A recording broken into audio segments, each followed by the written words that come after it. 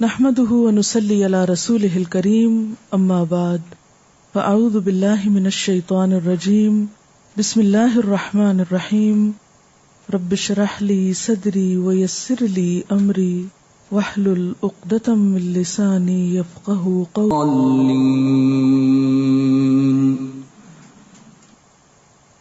آپ سب لوگ مل کر سورۃ الفاتحہ پڑھیے. اعوذ باللہ سے شروع کیجیے.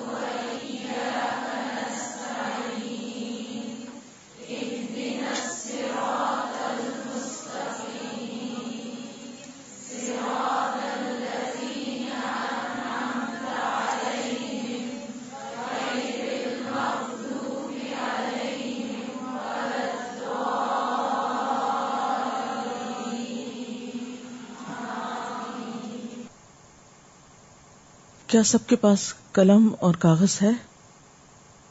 اگر کسی کے پاس نہیں ہے تو وہ پہلے سے بتا دے، کیونکہ جو کچھ آپ سن رہے ہیں آپ کو نوٹ بھی کرنا ہے. ایک کاغذ پھاڑ کے دے کے بات نہیں بنے گی، کاغذ پہ لکھنے والی چیز نہیں ہے. کاپی پین لے آئیے. میرے خیال ہے کہ جو آپ کو Day 1 پہ سلپ ملی ہے اس پہ لکھی ہوئی تھی نا یہ باتیں، کہ آپ کو پہلے دن کے لیکچر میں کاپی اور پین کے ساتھ حاضر ہونا ہے، کیونکہ بہت سی باتیں ایسی ہوں گی جو آپ کو سال بھر کام آئیں گی اور وہ آپ کو آج لکھ لینی چاہیے. اگر آپ آج نہیں غور سے سنیں گے، نہیں لکھیں گے، تو پھر یہی ہوگا جو آج ہوا ہے. انسٹرکشنز لکھ کر دی جاتی ہیں پڑھنے کے لیے، لیکن بحیثیت قوم کے ہمیں عام طور پر دیے ہوئے کاغذ پڑھنے کی عادت نہیں ہوتی. تو آج تو آپ کو ہم لکھ کر نہیں دے رہے، آپ کو اپنے ہاتھ سے خود لکھنا ہے. ٹھیک ہے؟ اور جو لکھنا ہے اس پر غور کرنا ہے، کیونکہ آپ کا غور و فکر کا سفر شروع ہو رہا ہے. کوئی بھی کھڑا نہ رہے، سب بیٹھ جائیں. میرے خیال ہے اب باقی ڈیوٹیز اب ختم ہے، اب صرف سیکھنے کا وقت ہے. سب طالب علم بن جائیں. اب چاہے کوئی انچارج ہے یہاں، چاہے کوئی لسنر ہے، چاہے کوئی بھی ہے، کوئی بھی کاغذ اور قلم کے بغیر نہ ہو، کیونکہ علم کا حصول قلم کے بغیر نہیں، کاغذ کے بغیر نہیں. قرآن پاک میں اللہ سبحانہ وتعالی نے ایک سورت القلم کے نام سے اتاری ہے. قلم کی قسم کھائی گئی ہے. سب سے پہلے قلم کی تخلیق ہوئی. تو اگر پہلے دن قلم نہیں پاس، لکھنے کی چیز نہیں، تو پھر علم کا سفر صحیح طریقے پر شروع نہیں ہو رہا. اور اگر کسی بھی چیز کا آغاز درست نہ ہو تو پھر انجام کیا ہوگا؟ سب سے پہلا سوال لکھیے کہ میں آج یہاں کیوں آئی ہوں؟ میں آج یہاں کیوں آئی ہوں؟ اب سوچئے اس پر، اپنا اپنا جواب بھی لکھ لیجیے. سوال میں نے آپ کو لکھوا دیا، جواب لکھیے، اور جو پھر آپ لکھیں وہ مجھے پڑھ کے بتائیں گے. میں آج یہاں کیوں آئی ہوں؟ اللہ کے لیے، اللہ تعالیٰ کی قربت پانے کے لیے، قرآن کو سیکھنے اور سمجھنے کے لیے، میں اپنے دین کی سمجھ کے لیے، تاکہ اپنے وجود کی حقیقت پا سکوں. To find peace and seek knowledge, ترجمے کے ساتھ سمجھنے کے لیے. ٹھیک ہے، کیا آج آپ نے سبق شروع کرنے سے پہلے بسم اللہ لکھی تھی؟ صرف پڑھا ہی نہیں کریں بلکہ لکھا بھی کریں. اور جس نے نہیں لکھی تو ابھی لکھ لیجئے. سب سے پہلے اوپر بسم اللہ لکھیے، کیونکہ جو کام اللہ کے نام سے شروع نہیں کیا جاتا وہ کام برکت سے خالی ہوتا ہے. کیونکہ ہم اللہ کے کلام کے لیے یہاں پر آئے ہیں تو اللہ کے نام سے ہم آغاز کریں گے. اب یہ جو سٹیٹمنٹ آپ نے آج لکھی ہے، اور ڈیٹ بھی لکھ لیجئے آپ، ٹھیک ہے، اور اس کو سنبھال کر رکھیے. یہ جو باتیں آج آپ لکھ رہے ہیں اپنی ہی سوچ سے اور اپنے ہی خیال سے، ان کو آپ اپنے پاس محفوظ رکھیے، اور جب کورس اینڈ ہو جائے تو پھر سوچئے کہ آپ جس مقصد سے یہاں آئے تھے وہ پورا ہوا یا نہیں ہوا، اور اگر مقصد ہی پورا نہ ہو تو پھر اس سارے وقت کے لگانے، آنے جانے، گھر بار چھوڑنے، اپنی نیند آرام قربان کرنے کا کیا فائدہ، کیا حاصل؟ تو عقل مند انسان وہ ہوتا ہے جو سفر شروع کرنے سے پہلے اپنی منزل کا تعین کرے کہ مجھے کہاں پہنچنا ہے، مجھے کیا اچیو کرنا ہے، میں یہاں پر کیوں ہوں۔ اور اگر اس کو یہ پتا ہی نہیں کہ وہ یہاں پر کیوں ہے، یا اس کے ذہن میں یہ سوچ واضح ہی نہیں، تو پھر اس کی یہ ساری ایکٹیویٹی محض ایک ایکسرسائز ہو سکتی، آنا، بیٹھنا، سننا، لکھنا، یاد کرنا، جانا، یہ نہیں پتا یہ سب کچھ کیوں۔ تو سب سے پہلے آپ کے ایمز یہاں آنے کے، اس سفر کے شروع کرنے کے، آپ پر بہت کلیئر ہونے چاہیے۔ تو سب سے پہلا سوال کیا تھا کہ میں آج یہاں کیوں آئی ہوں، میرا مقصد کیا ہے، میری آرزو کیا ہے، میری تمنا کیا ہے، میرے خواب کیا ہیں، میں کیا حاصل کرنا چاہتی ہوں، میری توقعات کیا ہیں، یعنی ایکسپیکٹیشنز کیا ہیں۔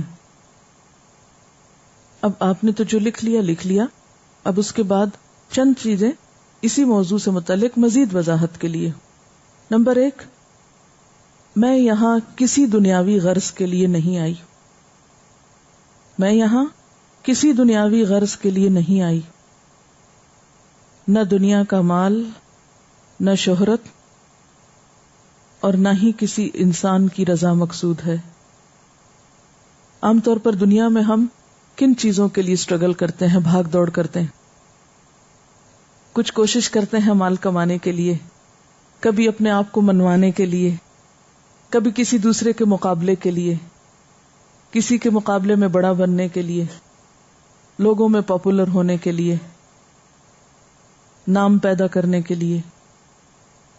لیکن ہمارا ان مقاصد میں سے کوئی بھی مقصد نہیں ہے، اور نہ ہی ہمیں کسی انسان کو خوش کرنا ہے۔ اس کے برعکس میرے مقاصد کیا ہیں یہاں آنے کے؟ نمبر 1، اپنے آپ کو پہچاننا، اپنے خالق کو پہچاننا، اپنے دین کو سمجھنا۔ نمبر 2، خود کو فائدہ پہنچانا، اپنے خاندان کو فائدہ پہنچانا، یعنی جو کچھ مجھے ملے گا یہاں سے، اس سے سب سے پہلے مجھے خود کو فائدہ پہنچانا ہے، پھر اس فائدے کو اپنے خاندان تک لے کر جانا ہے، کیونکہ سب سے پہلا حق آپ پر آپ کے خاندان کا ہے، اس کے بعد معاشرے کو، ساری سوسائٹی کو، امت مسلمہ کو، اور پھر پوری دنیا کو، تمام انسانوں کو۔ جو کچھ بھی آپ محنت کریں گے، جو بھی آپ کوشش کریں گے، جو بھی آپ بھاگ دوڑ کریں گے، جو بھی آپ تکلیف اٹھائیں گے، اس کا سب سے پہلا ریٹرن خود آپ کو ملے گا، سب سے پہلا فائدہ خود آپ کی ذات کو پہنچے گا۔ پھر اس کے بعد اگر آپ ایک ماں ہیں تو آپ کے بچے، آپ کا شوہر، آپ کے گھر والے، آپ کا خاندان، آپ کے سسرال، آپ کے میکے، آپ کے ہمسائے، پھر پورا معاشرہ، آپ کا کسی سے بھی انٹریکشن ہو، کہیں بھی آپ جائیں، آپ کہیں بھی کھڑے ہوں، آپ سفر کر رہے ہوں، آپ شاپنگ کر رہے ہوں، آپ واک کر رہے ہوں، آپ کسی سے بھی کوئی معاملہ کر رہے ہوں، تو آپ ان سب کے لیے ایک فائدہ مند انسان بن جائیں۔ کیوں؟ اس لیے کہ خیر الناس من ينفع الناس، سب سے اچھا انسان وہ ہے جو لوگوں کے لیے فائدہ مند ہوتا ہے۔ یہ اللہ کے رسول صلی اللہ علیہ وسلم کے الفاظ ہیں۔ اور پھر کوئی تعصب نہیں کہ مجھے صرف اپنے آپ کو فائدہ دینا ہے یہ لمیٹڈ سوچ والے بخیل، تنگ دل، تنگ نظر اور بہت ہی چھوٹی سوچ رکھنے والے لوگ ہوتے ہیں جو کوئی کام صرف اپنی ذات کے فائدے کے لیے کرتے ہیں، یا صرف اپنے خاندان کے لیے کرتے ہیں، یا صرف اپنی قوم کے لیے کرتے ہیں۔ مسلمان ایسا نہیں ہوتا۔ مسلمان کی سوچ بہت وسیع ہوتی ہے۔ اسے یہ معلوم ہوتا ہے کہ جو بھی اچھا کام وہ کرے گا اس کو سب سے پہلے خود ہی فائدہ پہنچے گا، لیکن وہ کوئی اچھا کام صرف اپنے فائدے کے لیے نہیں کرتا، وہ اپنی ذات سے فائدہ پہنچاتا چلا جاتا ہے، اپنے خاندان، معاشرے، اپنی قوم، امت مسلمہ اور اس کے بعد ساری انسانیت کو۔ الخلق عیال اللہ، خلق یعنی مخلوق اللہ کا کنبہ ہے، چاہے کوئی ہندو ہے یا عیسائی ہے یا یہودی ہے یا لا مذہب ہے، بے دین ہے، کوئی کچھ بھی ہے، حتیٰ کہ جانور ہیں جو دیگر مخلوقات ہیں، وہ سب کے لیے فائدے کا سبب ہے۔ اس کی ذات سے سب کو خیر پہنچنا چاہیے، اس کا نفع عام ہونا چاہیے۔ تو ہمیں فائدہ پہنچانے میں، خواہ وہ فائدہ کسی تک بھی پہنچے، وہ فائدہ جو میں اپنے لیے چاہتا ہوں، وہ فائدہ دوسروں کے لیے بھی۔ کیوں؟ اس لیے کہ کوئی شخص اس وقت تک مسلمان ہی نہیں ہو سکتا، مومن ہی نہیں ہو سکتا، جب تک وہ اپنے مومن بھائی کے لیے وہ نہ چاہے جو وہ اپنے لیے چاہتا ہے۔ لا یؤمن احدکم حتی یحب لأخیہ ما یحب لنفسہ، جب تک اپنی ذات اور اپنے معیار پہ رکھ کے دوسروں کو نہیں دیکھیں گے۔ تیسری بات، میں یہاں کیوں ہوں؟ اللہ کے حکم اور نبی صلی اللہ علیہ وسلم کے حکم کی اطاعت کے لیے، کیونکہ اللہ نے اور آپ صلی اللہ علیہ وسلم نے علم حاصل کرنے کا حکم دیا ہے، یعنی علم حاصل کرنے آئے نا۔ کوئی آپ میں سے بتائے گا کہ قرآن پاک میں علم حاصل کرنے کا حکم کہاں ہے؟ اقرأ بسم ربک الذی خلق، پہلی وحی، پہلا حکم، پہلا کام۔ ہم نے تو بہت دیر کر دی، ویسے ہم بہت کچھ پڑھے ہوئے ہیں، لیکن بسم ربک الذی خلق، اپنے رب کے نام کے ساتھ، رب کی یاد کے ساتھ، رب کے تصور کے ساتھ۔ آدم علیہ السلام کو سارے نام سکھائے، گویا انسان کو پیدا ہونے کے بعد سب سے پہلی نعمت جو دی گئی وہ کیا تھی؟ علم کی نعمت۔ گویا جانور اور انسان میں ایک فرق علم سے ہے، عقل کے استعمال سے ہے۔ اور کہاں حکم ہے؟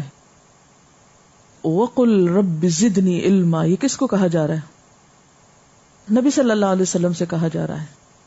حکم ہے، قل، آپ کہیے، آپ دعا مانگیے، کس چیز کی؟ کہ رب زدنی علما، اے میرے رب میرے علم میں اضافہ کر دے، مجھے زیادہ علم دے دے۔ کس کو کہا جا رہا ہے؟ اللہ کے رسول صلی اللہ علیہ وسلم کو۔ ان سے بڑھ کر بھی کوئی عالم ہو سکتا ہے؟ کسی عالم کا مقام آپ سے بڑھ کر ہے؟ نہیں، آپ سب عالموں سے بڑے عالم ہیں۔ جب آپ کو کہا جا رہا ہے کہ علم میں اضافے کی دعا کریں، تو کیا ہم میں سے کوئی شخص علم سے بے نیاز ہو سکتا ہے، یا علم میں اضافے سے کہ اس کو مزید نہیں چاہیے، بس جو اب تک سیکھ چکا کافی ہو گیا؟ نہیں، علم ایک ایسی چیز ہے جس کی کوئی انتہا نہیں۔ باقی چیزوں کی، مادی چیزوں کی ایک انتہا ہوتی ہے، ہر چیز کا ایک اینڈ ہوتا ہے، اس کے ناپنے تولنے کے پیمانے ہوتے ہیں، علم کے نہیں ہیں۔ اور خاص طور پر دین کا علم، کوئی شخص یہ دعویٰ نہیں کر سکتا کہ مجھے اس میں کمال ہو گیا، میں سب کچھ جان چکا، مجھے سب معلوم ہے۔ کیونکہ ہو سکتا ہے آپ میں سے کسی کو یہ مشکل پیش آئی ہو کہ جب آپ نے پڑھنے کا ارادہ کیا ہو تو لوگوں نے کہا ابھی اور کیا پڑھنا ہے، ابھی کیا باقی ہے، تمہیں تو ترجمہ آتا ہے، تمہیں تو فلاں اور فلاں چیز آتی ہے، تم تو اتنی جماعتیں پڑھ چکے، اتنا کچھ سیکھ چکے، ابھی مزید کیا سیکھنا ہے۔ تو یہ ناسمجھی کی بات ہے نا جو لوگ کرتے ہیں، اور ہم بھی پھر ان سے متاثر ہو جاتے ہیں، اور ہم کہتے ہیں ہاں واقعی کیا فائدہ وقت ضائع کرنے کا، کیوں ٹائم ویسٹ کرنے کو جائیں، اتنا کچھ تو آتا ہے۔ تو اللہ اور رسول صلی اللہ علیہ وسلم کی اطاعت میں کہ اللہ تعالیٰ نے حکم دیا علم حاصل کرنے کا، علم میں اضافے کا، صرف حاصل کرنے کا نہیں بلکہ علم میں مسلسل اضافے کا. نبی صلی اللہ علیہ وسلم نے کیا حکم دیا؟ کوئی حکم آپ کا، کوئی حدیث آپ کو یاد ہو اس سلسلے میں؟ طلب العلم فریضۃ علی کل مسلم، علم حاصل کرنا ہر مسلمان پر فرض ہے. اطلب العلم من المہد الی اللحد، مہد یعنی پنگھوڑے سے لے کے لحد تک علم حاصل کرو. خیرکم من تعلم القرآن وعلمہ، تم میں بہترین ہے وہ لوگ جو قرآن سیکھیں اور سکھائیں. اگلا ہدف یعنی کیا کیا مقاصد ہیں آپ کے؟ اللہ تعالی کی عبادت علم اور بصیرت کے ساتھ، سنت نبوی صلی اللہ علیہ وسلم کے عین مطابق، اور یہ علم حاصل کیے بغیر ہو نہیں سکتی. اور آخری اور سب سے اہم بات جو اول بھی ہے آخر بھی، کہ ان سب کاموں میں اللہ کی رضا اور قرب پانے کی تمنا، کیونکہ وہی اول ہے وہی آخر ہے. تو آپ نے پھر مقاصد لکھ لیے اپنے، ان مقاصد کو آپ وقتاً فوقتاً دہرائیں گے، ایسی جگہ پر رکھیں گے جہاں آپ بارہا ان کو دیکھ سکیں، اور جب آپ کا کورس یہ انشاءاللہ اللہ کے فضل و کرم سے ختم ہو جائے تو پھر آپ اس کو سامنے رکھ کر دیکھیں گے کہ کیا واقعی آپ کو یہ سب ملا یا نہیں ملا. اور اگر دوران سفر کہیں احساس ہو کہ وقت ضائع ہو رہا ہے اور وہ نہیں ملا جس کو سوچ کر میں یہاں پر آئی، نہ تو علم میں اضافہ ہو رہا ہے، نہ ہی رب کی رضا حاصل ہو رہی ہے، نہ ہی کوئی اطمینان ہے، تو پھر اپنے طریقہ کار پر ہم سب کو غور کرنے کی ضرورت ہے، مجھے بھی اور آپ کو بھی، کہ ہم کہاں غلطی کر رہے ہیں اور کہاں ہم سب کو اصلاح کر لینی چاہیے. اب دیکھیے زندگی ایک دفعہ ملی ہے صرف، اور یہ 1-1.5 سال جو آپ ہمارے ساتھ گزاریں گے انشاءاللہ، یہ کوئی ہماری زندگی کا فالتو وقت نہیں ہے یا کوئی بیکار گھڑیاں نہیں ہیں کہ ہم ایسے ہی بس چلے آئے اور کہیں بھی گزار کے چلے جائیں. نہیں، یہ بہت قیمتی وقت ہے ہمارا، ہمیں اسے ضائع نہیں کرنا، اس کو بہترین طریقے سے استعمال کرنا ہے. تو گویا آج ہمیں راستے کا انتخاب کرنا ہے. اسی کے لیے سورۃ الفاتحہ آپ کو سنوائی گئی اور پڑھوائی گئی کہ یا رب ہمیں صحیح راستے کی رہنمائی کر، اہدنا الصراط المستقیم، جو ہمیں تجھ تک پہنچا دے. لیکن یہ راستہ آسان نہیں ہے. کسی بھی بلند منزل تک پہنچنے کے لیے انسان کو ذہنی، روحانی، جسمانی طور پر اپنے آپ کو تیار کرنا پڑتا ہے، پھر انسان منزل تک پہنچتا ہے. اس کی اتنی تیاری کرنی پڑتی. مثال کے طور پر اگر آپ چند گز کا فاصلہ طے کرنا چاہیں تو آپ کی ایفرٹ مختلف ہوگی، اور اگر آپ چند میل تک جانا چاہیں تو آپ کے جو مینز ہیں وہ مختلف ہوں گے، اور اگر آپ 100 میل یا 1000 میل تک جانا چاہیں تو پھر آپ کے جو وسائل ہیں یا آپ کی جو تیاری ہے وہ مختلف ہوگی. جتنا بڑا مقصد ہوتا ہے اتنی ہی بہترین تیاری کے ساتھ انسان کو اس میں سفر کا آغاز کرنا پڑتا ہے. لہذا سب سے پہلی اور اہم بات یہ ہے کہ اس علم کی قدر پہچانیں، جو آپ سیکھنے جا رہے ہیں اس کو ویلیو کریں. اس علم میں اور دنیا کے علم میں کیا فرق ہے؟ اس علم کی قدر عام طور پر مسلمانوں کے ہاں نہیں پائی جاتی. ہو سکتا ہے آپ میں سے بھی کسی کو اس مشکل کا سامنا کرنا پڑا ہو کہ آپ کے کسی دوست یا رشتہ دار یا کسی جان پہچان والے کو جب یہ پتا چلا ہو کہ آپ قرآن سیکھنے کے لیے جا رہے ہیں تو اس نے ہو سکتا ہے کہ ناک بو چڑھائے ہو سکتا ہے آپ کو بڑا خیر خواہی کا مشورہ دیا ہو، مت وقت ضائع کرو. ہو سکتا ہے کہ آپ کو اپنے خیال میں اس سے بہتر راستے کی طرف بلایا گیا ہو کہ یہ نہیں یہ کر لو، یا ابھی یہ نہیں پھر یہ کر لینا، بعد میں کر لینا، وغیرہ وغیرہ. تو سب سے پہلی چیز یہ کہ آپ کے اپنے ذہن میں آپ کی سوچ بالکل واضح ہونی چاہیے کہ جو کام آپ کر رہے ہیں یہ کوئی غیر اہم کام نہیں ہے. اگر یہاں آپ اٹک گئے ہیں کہ یہ ان امپورٹنٹ ہے یہ صرف ٹائم پاس کرنے کے لیے ہے، تو پھر میرا خیال ہے آپ اس کا حق ادا نہیں کر سکیں گے اور آپ اپنی منزل کو نہیں پا سکیں گے. یہ جو مقاصد آپ نے رکھے وہ نہیں حاصل کر سکیں گے. تو اب میں یہ آپ ہی سے پوچھوں گی، آپ ہی مجھے بتائیے کہ کیا اہمیت ہے اس علم کی، اور کیوں ضروری ہے یہ علم حاصل کرنا، اور کیوں نہیں کافی وہ علم جو آپ کے پاس پہلے سے موجود ہے. دنیا کا علم دنیا ہی کے لیے کافی ہوتا ہے، وہ آخرت کے لیے کافی نہیں ہے. اس سے دنیا اور آخرت دونوں کی بھلائی حاصل ہو سکتی ہے. اس دنیا میں بھی ہم پر جو ذمہ داریاں ہیں بحیثیت انسان کے، بحیثیت مسلمان کے، اگر ہمیں ان کا علم ہی نہیں تو ہم ذمہ داریوں کو صحیح طور پر ادا کیسے کر سکتے ہیں؟ بحیثیت ماں اگر ہمیں اپنی ذمہ داری نہیں معلوم، بحیثیت امت مسلمہ کے فرد کی اگر ہمیں اپنی ذمہ داری معلوم نہیں، تو ہم کس طرح اپنی ذمہ داری کو نبھا سکتے ہیں؟ دنیا میں جتنے بھی علوم ہیں ان کی اہمیت کم نہیں. جو بھی علم نافع ہے، فائدہ مند علم ہے، انسان کو اپنی ضرورت کے مطابق اسے سیکھنا ضروری ہے.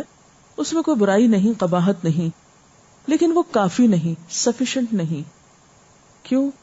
اس لیے کہ دنیا کے جتنے بھی علوم ہیں ان سب کا سورس انسانی عقل ہے، مشاہدہ ہے، تجربہ ہے.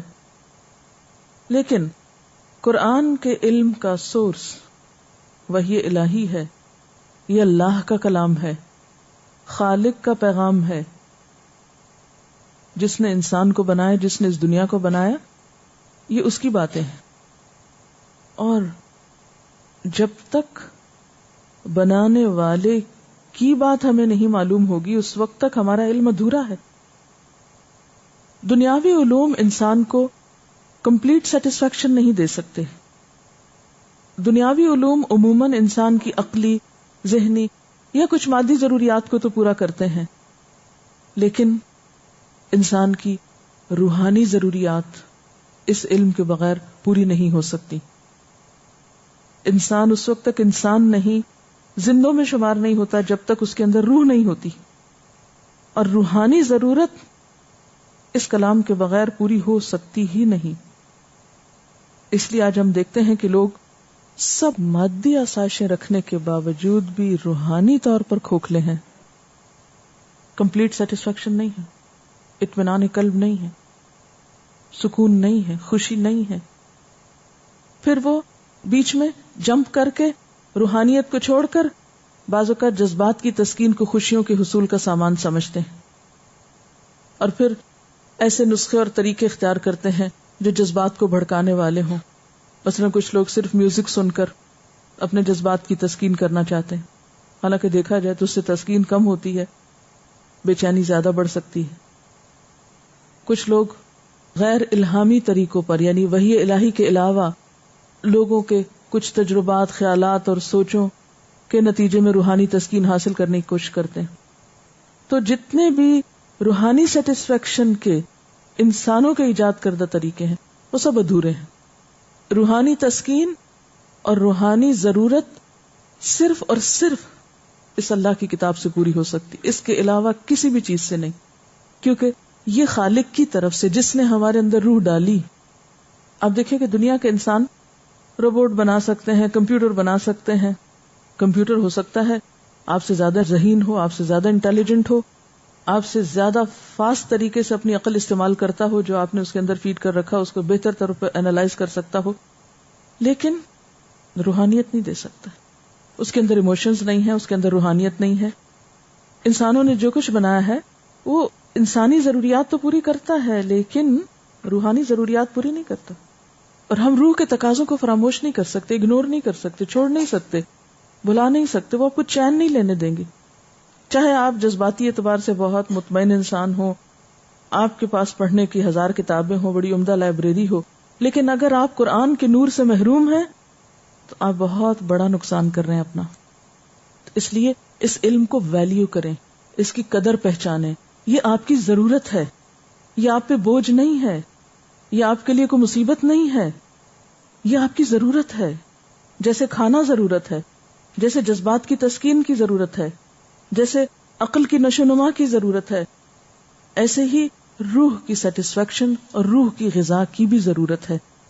بات یہ ہے کہ روح کو ایک ہی لفظ میں آپ ڈیفائن کر سکتے ہیں کہ وہ زندگی کی بنیاد ہے، اس کے بغیر زندگی کا تصور نہیں.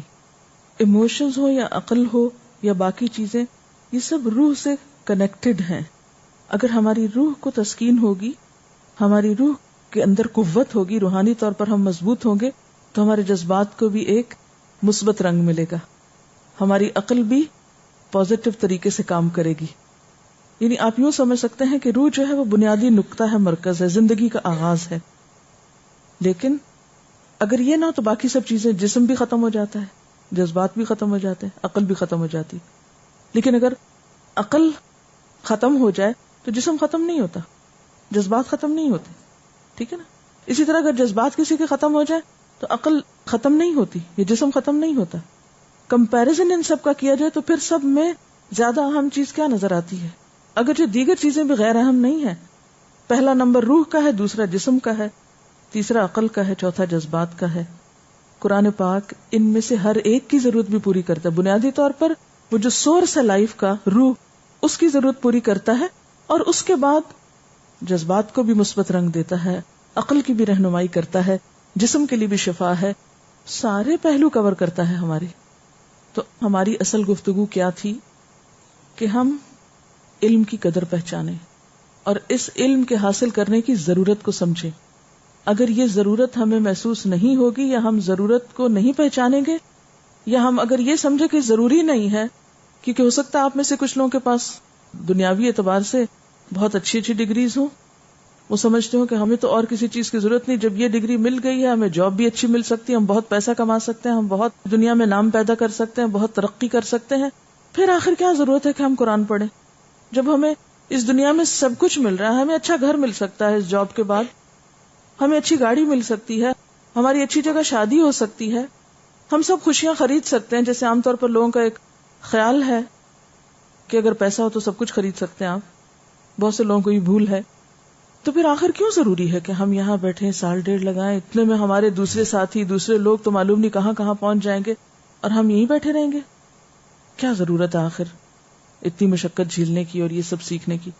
تو آپ واقعی حق نہیں ادا کر سکتے پھر اس کتاب کو پڑھنے کا یا اس کو سیکھنے کا، اگر آپ کے دل میں واقعی اس کی اہمیت نہ ہو کہ یہ ہماری کون سی ضرورت پوری کرنے کے لیے. اور اگر آپ سمجھتے ہیں کہ ہاں واقعی روح کے تقاضے چھوڑ کر بھی، اگنور کر کے بھی ہم بہت اچھے انسان بن سکتے ہیں، بہت مطمئن ہو سکتے ہیں، ہمارے تعلقات لوگوں سے بہت اچھے ہو سکتے ہیں، تو ٹھیک ہے. لیکن یہ ایک بھول ہوگی جب تک اصل انسانی جوہر روح کی تسکین نہیں ہوتی، کوئی بھی چیز اپنے درست مقام پہ نہیں آ سکتی. پھر اسی طرح دیگر کچھ فائدے یہ ہیں کہ مثلا علم اور مال میں ہی تھوڑا سا کمپیریزن کریں. علم آپ کی حفاظت کرتا ہے، مال کی حفاظت آپ کو کرنی پڑتی. علم آپ کی خدمت کر رہا ہے، مال کی خدمت آپ کو کرنا ہے. علم خرچ کرنے سے اور بڑھتا ہے، جتنا دوسروں کو دیں گے اور زیادہ ہوگا آپ کے پاس، اور مال خرچ کرنے سے کم ہوتا چلا جاتا ہے. مال یہیں رہ جائے گا، علم اور علم کی وجہ سے جو اچھے کام آپ کریں گے وہ آپ کے ساتھ جائیں گے. علم آپ سے کوئی چھین نہیں سکتا، کوئی چرا نہیں سکتا، جبکہ مال کو کسی بھی طرح نقصان پہنچ سکتا ہے. اب یہ ہے کہ علم حاصل کرنے کے لیے کچھ صفات آپ کے اندر ہونا بے حد ضروری ہے، کچھ کوالٹیز کو آپ کے اپنے اندر پیدا کرنا ہے. سب سے پہلے نمبر 1 اخلاص. اخلاص کا کیا معنی ہوتا ہے؟ اخلاص خلوص سے ہے، خالص سے ہے. اپنی نیت کو، ارادے کو، مقصد کو، سوچ کو، کوششوں کو، ہر چیز کو صرف اللہ کے لیے خالص کر لیں. دوسری چیز ہے تقوی، اللہ کا خوف، اللہ کی محبت. علم کے لیے اور خصوصاً اس روحانی علم کے لیے، دینی علم کے لیے تقوی بے حد ضروری ہے. قرآن پاک میں آتا ہے وَاتَّقُوا اللَّهَ وَيُعَلِّمُكُمُ اللَّهُ، اللہ کا تقوی اختیار کرو اور اللہ تم کو سکھا دے گا، وہ تمہیں سکھائے گا. اب دیکھیں ایک بات یہ کہ علم صرف رٹنے سے نہیں آتا، یہ قرآن کے اندر غور و فکر صرف رٹ لینے سے اور یاد کر لینے سے اور بڑے اچھے نمبر حاصل کرنے سے نہیں آتا. اس علم کی ابزارپشن اور اس علم کا فائدہ اسی وقت ہوتا ہے جب انسان کے اندر اللہ کا خوف پیدا ہوتا ہے. بعض لوگوں کو دیکھا گیا ان کے پاس بہت علم ہوتا ہے لیکن وہ اسے استعمال نہیں کر سکتے، نہ اپنے اوپر نہ کسی اور پر، کیونکہ اللہ کا تقوی نہیں ہے. تو واتقوا اللہ ویعلمکم اللہ. ایک اور جگہ پر آتا ہے وَمَن يَتَّقِ اللَّهَ يَجْعَل لَّهُ مِنْ أَمْرِهِ يُسْرًا، جو اللہ سے ڈرتا ہے اللہ اس کے کام میں آسانی پیدا کر دیتا ہے۔ اگر آپ چاہتے ہیں کہ یہ راستہ آپ کے لیے آسان ہو تو اس کے لیے بھی کیا ہے؟ اللہ کا تقوی۔ اچھا، تقوی کو تھوڑا سا ڈیفائن کر دیتی ہوں۔ تقوی انسانی شعور کی اعلیٰ ترین حالت ہے۔ متقی انسان وہ ہوتا ہے جو صرف ظاہری نگاہوں سے نہیں دیکھتا، دل کی نگاہوں سے بھی دیکھتا ہے، جس کا دل جاگتا ہے، جو اچھے برے میں فرق کر سکتا ہے، جو چیزوں کو ان کے ظاہر سے آگے پہچان سکتا ہے۔ تیسری چیز ہے علم پر عمل کرنے کی نیت، کیونکہ یہ اللہ تعالیٰ کی رہنمائی ہے نا۔ آپ کے لیے قرآن کا علم کیا ہے؟ قرآن کا علم کیا ہے؟ اللہ تعالیٰ کی رہنمائی ہے آپ کے لیے۔ تو آپ رہنمائی کس لیے حاصل کر رہے ہیں؟ مثلا آپ کسی سڑک پر جا رہے ہیں اور آپ کو رستہ نہیں معلوم اور آپ کسی سے پوچھتے رستہ کدھر ہے، آپ کو بتاتے ہیں آپ ادھر مڑ جائیں، اور آپ ادھر مڑنے کی بجائے سیدھے ہی چلنے لگ جاتے ہیں، تو آپ کو یہ پوچھنا کیا تھا؟ ایک جوک، ایک مذاق۔ ہمیں اگر انسان سوچے کہ میں اللہ تعالیٰ سے رہنمائی مانگ رہا ہوں، اہدنا الصراط المستقیم، یا اللہ مجھے سیدھا رستہ دکھا، میری رہنمائی کر، مجھے روشنی دے، بصیرت دے، کس لیے؟ For what? تاکہ اس کی روشنی میں ہم اپنی ڈائریکشن درست کر سکیں، ہم اسے استعمال کر سکیں۔ اور اگر ہمیں اس کو استعمال ہی نہیں کرنا تو پھر یہ اکٹھا کرنے کا کیا فائدہ؟ اچھا، اب جیسے آپ کے پاس مال ہے تو ضروری نہیں کہ ایک ہی دن میں آپ سارا خرچ کر لیں، تو یہ بھی نہیں ہوتا کہ آپ جو علم حاصل کر رہے ہیں وہ ایک ہی دن میں آپ سارا عمل کر لیں، یہ نہیں ہوگا۔ لیکن آج کیا کرنا ہے آپ کو؟ نیت کرنی کہ میں اس لیے پڑھوں گی کہ میں عمل بھی کروں گی۔ پھر صبر، یہ راستہ مشکل راستہ ہے، صبر سے منزل تک پہنچیں گے، اور صرف خود صبر نہیں بلکہ ساتھیوں کو بھی صبر کی تلقین۔ وَالْعَصْرِ إِنَّ الْإِنسَانَ لَفِي خُسْرٍ إِلَّا الَّذِينَ آمَنُوا وَعَمِلُوا الصَّالِحَاتِ وَتَوَاصَوْا بِالْحَقِّ وَتَوَاصَوْا بِالصَّبْرِ۔ اور صبر کس کس چیز میں؟ ہر چیز میں۔ مثلا اس وقت آپ کا بیٹھنا بھی کیا ہے؟ دراصل صبر کا مظاہرہ کرنا، صبر کا امتحان آج ہی سے شروع ہو گیا۔ یہاں سے گھر پہنچنے تک بھی کیا ہے؟ صبر۔ راستے میں دھواں ہے، بیٹھنے کی مشقت ہے، تھکاوٹ ہے، شور ہے، بہت سی چیزیں، پھر ایک ٹینشن ہے، سبق یاد کرنا ہے، پھر سنانا ہے، پھر امتحان آ گئے ہیں، پھر گھر والے ناراض ہو رہے ہیں، رشتہ دار باتیں بنا رہے ہیں، لوگ مذاق اڑا رہے ہیں، یہ کیا ہو گیا؟ ان سب کا جواب کیا ہے؟ صبر، صبر، صبر۔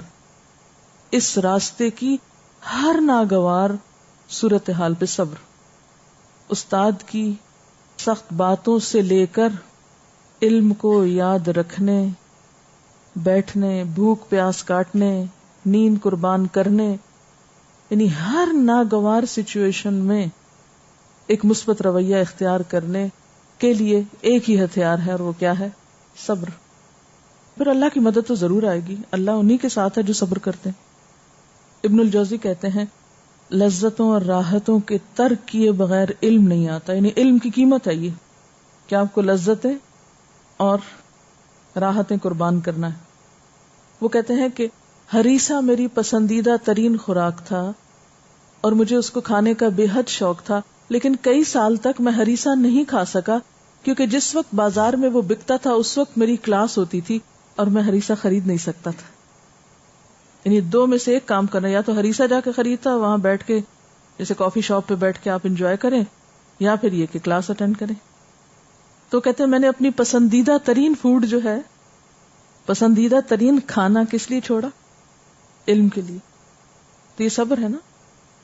تو ایک تو ناگوار صورتحال، ناپسندیدہ چیزوں پر صبر، کسی چیز سے دل برداشتہ ہو کر یہ راستہ چھوڑنا نہیں ہے، اور دوسری طرف پسندیدہ ترین چیزوں کے چھوٹنے یا ان کی دوری یا ان کے بودھ پر صبر۔ اور ان دو چیزوں پر صبر کب آتا ہے؟ جب انسان علم کی لذت پانے لگتا ہے، جب اس کی صرف زبان نہیں، اس کی روح میں ایک ٹیسٹ ڈیولپ ہو جاتا ہے۔ تو جو وہ روحانی لذت ہوتی ہے نا علم حاصل کرنے کی، وہ اتنی غالب پھر لوگوں پہ آ جاتی ہے کہ وہ جسمانی لذتیں اور راحتیں اس کے مقابلے میں کوئی اہمیت نہیں رکھتی پھر۔ یعنی وہ ایک ایسی انجانی خوشی انسان کو نصیب ہوتی ہے اس علم کے لیے صبر اور محنت کے صلے میں، کہ پھر کوئی تکلیف نہیں ہوتی، کوئی تھکاوٹ نہیں ہوتی، کوئی پریشانی نہیں لگتی، وقتی طور پر تھوڑا بہت اثر ہوتا ہے، پھر انسان بھول جاتا ہے۔ ابن الجوزی اپنے کلاس میں وقت پر پہنچنے کے لیے اور پورے کا پورا علم حاصل کرنے کے لیے کیا کرتے تھے؟ اپنے ساتھ سوکھی روٹی رکھا کرتے تھے، کیونکہ اگر وہ پسندیدہ ترین اپنے ناشتے اور وہ سب کچھ ساتھ لے جانے کے لیے، یعنی کہ اب آج مجھے چکن سینڈوچ چاہیے، آج مجھے فلاں چیز چاہیے، آج یہ ڈش بنا کے لے جاتے ہیں، اور کھانے پکانے میں اتنا وقت لگ جائے کہ آدھی کلاس چھوٹ جائے، تو کچھ لوگ تو اس طرح کا علم حاصل کرتے ہیں، اور کچھ ابن الجوزی جیسا کہ وہ سوکھی روٹی کے چند ٹکڑے ساتھ ڈال لیا کرتے تھے اور پانی میں ڈبو کے اس کو گیلا کر کے کھا لیتے تھے، لیکن اپنے علم کے ایک حرف میں بھی کمی نہیں آنے دیتے تھے۔ اس میں مجھے یحییٰ بن یحییٰ الصمودی کا واقعہ بھی یاد آ رہا ہے۔ امام مالک کے شاگرد تھے۔ ایک دفعہ امام مالک کی مجلس میں بیٹھے ہوئے تھے کہ اتنے میں باہر سے کسی شور کی آواز آئی۔ پتہ چلا کہ کوئی بازیگر ہاتھی لے کے مدینہ میں آ گیا۔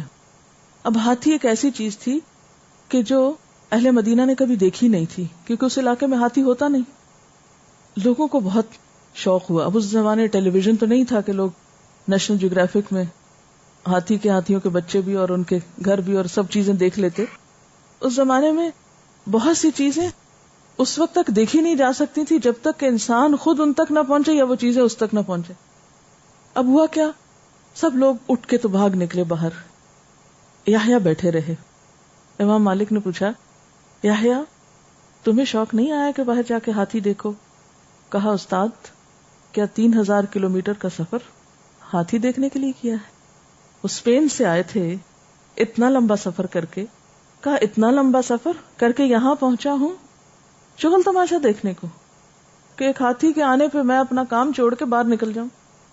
تو طالب علم جو ہوتا ہے وہ اپنی پوری توجہ اپنے کام میں رکھتا ہے، اور اس کے لیے صبر چاہیے۔ آپ دیکھیں کہ ایک ایسی چیز جو آپ کو ایکسائٹڈ کر دے، حیران کر دے، پریشان کر دے، آپ اس سے رک کے اپنے کام میں بیٹھے رہیں، یہ وہی کر سکتا ہے جس کے اندر بہت بڑا صبر ہو۔ ورنہ اکثریت تو ایسی ہوتی ہے کہ چھوڑ کے فوراً نکل جاتی ہے۔ وہ دھماکہ ہوا، کیا ہوا، وہ فلاں چیز ہو رہی ہے، وہ وہاں لوگ کٹھے، چلو میں بھی پہنچ جاتا ہوں۔ اس کو اس سے کوئی دلچسپی، بعد میں دیکھیں گے لوگ کیا کر رہے ہیں، ابھی اس وقت تو میری کلاس ہے، اس کو میں نہیں چھوڑ سکتا۔ کیونکہ جو علم آپ ایک ماحول میں بیٹھ کر حاصل کر سکتے ہیں وہ اس کے بغیر آپ تک نہیں پہنچ سکتا، اس کا حق آپ ادا نہیں کر سکتے۔ تو ہر معاملے میں صبر، اور پھر بعض اوقات مشکل رستے کی طرف سفر۔ مثال کے طور پر امام ابن تیمیہ کا نام آپ نے سنا ہوگا، بہت بڑے عالم تھے، حکومت وقت کے ساتھ کچھ اختلاف ہوا، جیل بھیج دیے گئے۔ ان کے شاگرد تھے ابن الجوزی۔ انہوں نے جا کر حکومت وقت سے درخواست کی، میرے استاد کو آپ نے جیل میں ڈالا ہے، مجھے بھی بھجوا دیں، تاکہ جو کچھ میں ان سے سیکھ رہا تھا اس میں رکاوٹ نہ آئے۔ اور اپنی چوائس کے ساتھ جب تک استاد جیل میں رہے ساتھ رہے جیل میں۔ کیا یہ صبر نہیں تھا؟ اب جیل جانا، اور جیل کا نام بھی ایک پریشان کن صورتحال ہے، لیکن وہ چوز کر رہے ہیں کس کو؟ جیل جانے کو، تاکہ علم کا راستہ نہ چھوٹے۔ آج ہمارا حال کیا ہے، چھوٹی چھوٹی بات پہ چھٹی کر لی، آج موڈ نہیں ہے، آج گھر میں کیسٹ لا کے سن لیتے ہیں، آج کسی لڑکی سے نوٹس لے لیں گے، کسی سے فون پہ پوچھ لیں گے کیا پڑھایا، اچھا 2-4 باتیں ہمیں بھی لکھوا دو، استاد سے پوچھ لیں گے امتحان میں آنا ہے کہ نہیں آنا، اگر آنا تو یاد کر لیتے، نہیں آنا تو کیا ہوا، چھوٹ گیا چھوٹ گیا۔ آج کے طالب علم تو اس طرح کا کام کرتے ہیں۔ تو صبر جب تک نہ ہوگا، جم کے کام جب تک نہیں کریں گے، ناگوار ناپسندیدہ ترین صورتحال میں جب تک خود کو نہیں سنبھالیں گے، اس وقت تک علم کی اس اعلیٰ ترین منزل تک نہیں پہنچ سکیں گے۔ جیسے میں نے کہا نا کہ اگر آپ نے 1000 کلومیٹر کا سفر کرنا ہے تو ویسا ہی بندوبست کرنا پڑے گا آپ کو پھر سواری کا۔ پھر اسی طرح اوقات کی پابندی، اوقات کی پابندی میں صرف کلاس ٹائم ٹیبل نہیں ہے، اوقات کی پابندی میں سونے کے وقت کی پابندی بے حد ضروری ہے۔ یعنی آپ کا ٹائم ٹیبل کب سے شروع ہوگا؟ ایک رات پہلے سونے کے وقت سے۔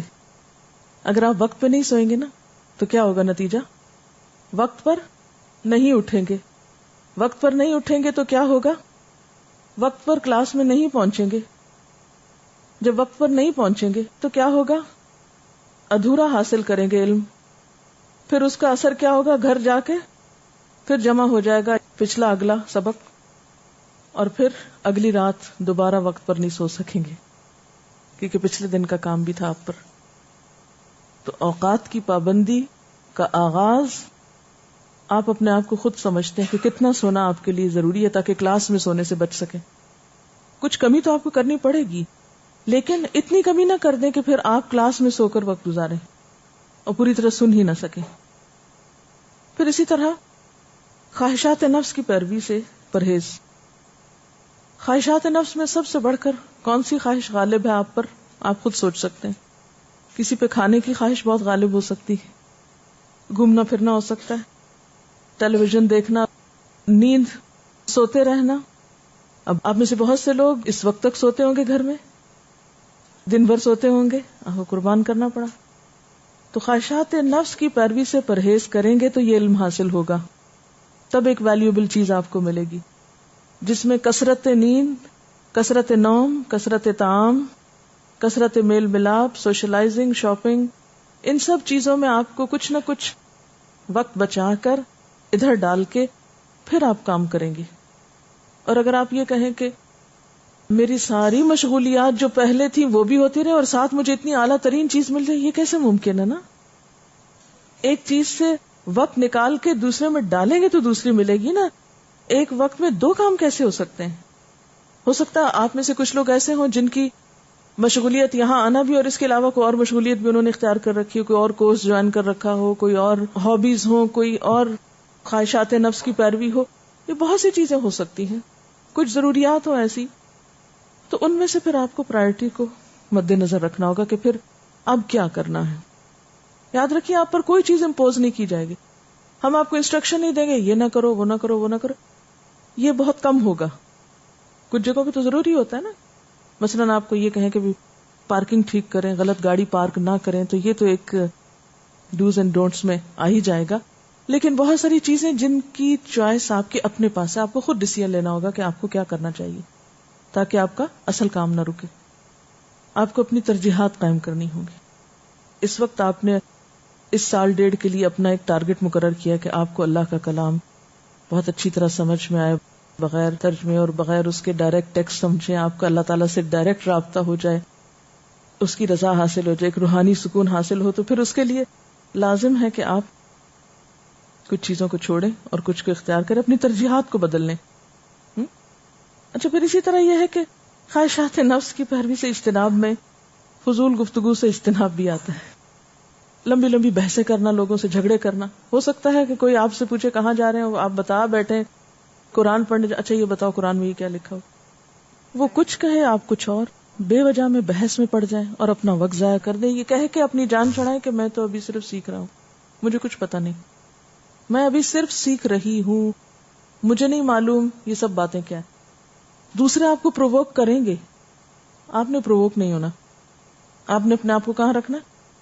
اپنا گول سامنے رکھ کے بس سیدھی نظر جما کے. جیسے کوئی شخص نشانہ لگاتا ہے تو اس کی نگاہ کہاں ہوتی ہے؟ نشانے پر ہوتی ہے نا.